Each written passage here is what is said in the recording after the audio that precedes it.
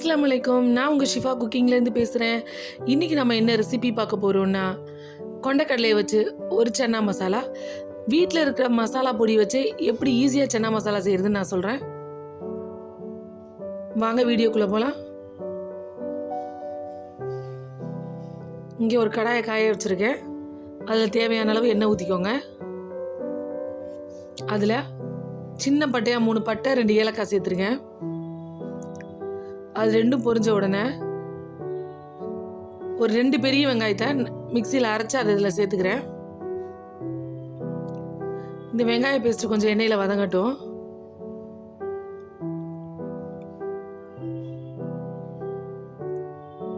வெங்காயத்தை நல்லா ஒரு 2 நிமிஷம் நல்லா எண்ணெயில் வதக்கிக்கோங்க.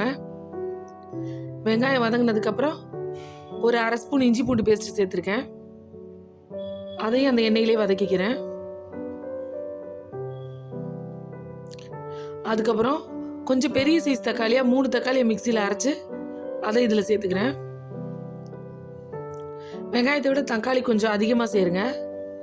அப்போ தான் கிரேவியில் ஒரு சின்ன ஒரு புளிப்பு டேஸ்ட்டோடு நல்லாயிருக்கும். இப்போ இந்த தக்காளி எண்ணெயில் வெந்து எண்ணெய் பிரிஞ்சு வரட்டும். அதுக்குள்ளே நம்ம இதுக்கு தேவையான மசாலாவை ரெடி பண்ணிக்கிடலாம். இங்கே ஒரு கிண்ணத்தை இழுத்து வச்சுருக்கேன். அதில் 2 ஸ்பூன் மிளகாத்தூள், 1/4 ஸ்பூன் மஞ்சள் தூள், 2 ஸ்பூன் தனியா தூள், அதுக்கப்புறம் 1 ஸ்பூன் ஜீரகத்தூள். அவ்வளோதான். இந்த மசாலா எல்லாத்தையும் நல்லா மிக்ஸ் பண்ணி விட்டுருங்க. நம்ம இது போக கரம் மசாலாவோ கடையில் வைக்கிற சன்னா மசாலாவோ எதுவும் சேர்க்க போகிறதில்ல. இந்த வீட்டில் இருக்க மசாலாயிலே சூப்பராக ஒரு சன்னா மசாலா ரெடி பண்ணுறேன்.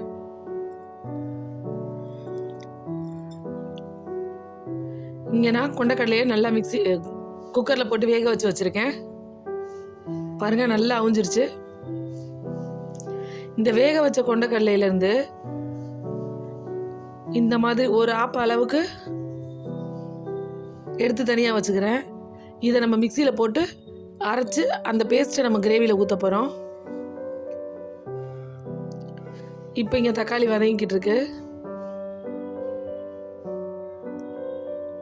பாருங்கள், கொஞ்சம் எண்ணெய் பிரிஞ்சு வர ஆரம்பிச்சிருச்சு. இந்த டைமில் நம்ம வச்சுருக்க மசாலா பொடி இதில் சேர்த்துடலாம். இந்த மசாலா பொடி இந்த எண்ணெயிலேயே ஒரு 1 நிமிஷம் வதங்கட்டும். அடுப்பு லோ ஃப்ளேமில் வச்சுக்கோங்க, இல்லைன்னா மசாலா கருகிரும்.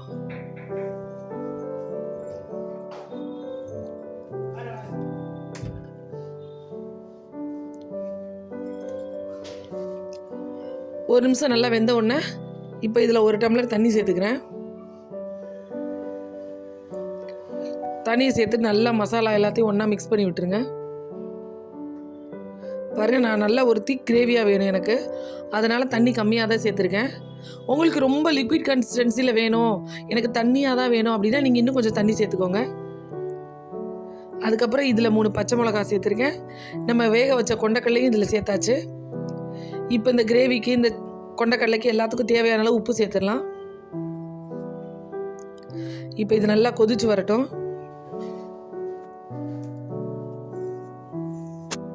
இப்போ பாருங்கள், சன்னா நல்லா கொதிச்சிருக்கு. சுற்றி எண்ணெய் பிரிஞ்சு வந்திருக்கு. பாருங்கள், நல்லா ஒரு திக்கான கிரேவியாக தான் இருக்குது.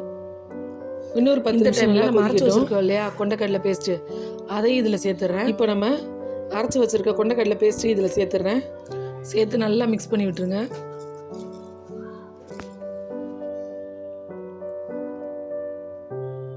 இது சேர்த்ததுக்கப்புறம் கிரேவி இன்னும் கொஞ்சம் திக்காக ஆயிரும்.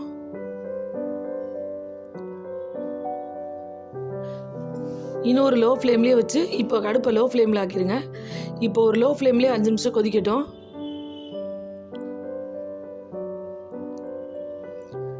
பாருங்கள், நல்லா கொதிச்சதுக்கப்புறம் கிரேவி நல்லா எண்ணெய் பிரிஞ்சு வந்துருச்சு. இப்போ இதில் நான் 1/2 ஸ்பூன் கஸ்தூரி மேத்தி சேர்க்குறேன்.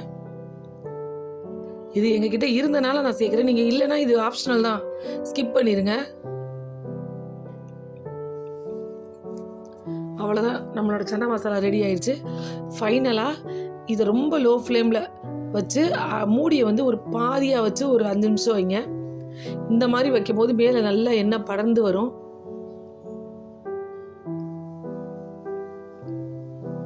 அவ்வளோதான். ஃபைனலாக கொத்தமல்லியை தூவி அடுப்பு ஆஃப் பண்ணிடுங்க. ஒரு சூப்பரான சன்னா மசாலா ரெடி ஆயிடுச்சு. இது சப்பாத்தி, பூரி, தோசை எது கூட வேணாலும் நீங்கள் வச்சு சாப்பிட்லாம். வீட்டில் இருக்கிற மசாலாவை வச்சு எப்படி ஈஸியாக செய்யுதுன்னு நான் உங்களுக்கு சொன்னேன். என்னோட இந்த ரெசிபி உங்களுக்கு பிடிச்சிருந்துச்சுன்னா என்னோட சேனலை லைக் பண்ணுங்கள், ஷேர் பண்ணுங்கள், சப்ஸ்கிரைப் பண்ணுங்கள். மறந்துடாமல் பெல் ஐக்கானை கிளிக் பண்ணுங்கள். சூப்பர். சப்ஸ்கிரைப் பண்ணுங்க. தேங்க்யூ.